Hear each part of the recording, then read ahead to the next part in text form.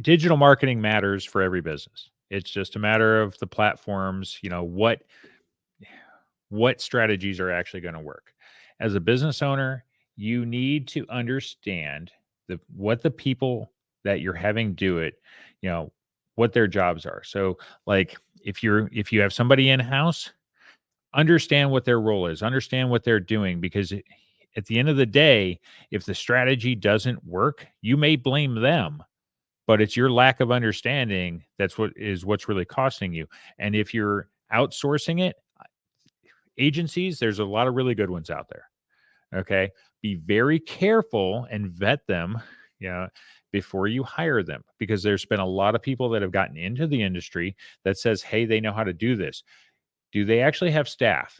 Okay. What's their background? Talk to some of the clients they might have worked with. Yeah. Find out about them, because there's a lot of fly by night people that are out there. So the better you understand, the better, educated you are on it. You don't have to do the work. You need to know that the work is being done right. So that's what you've got to focus on when it comes to digital marketing, because if it flops, it's expensive.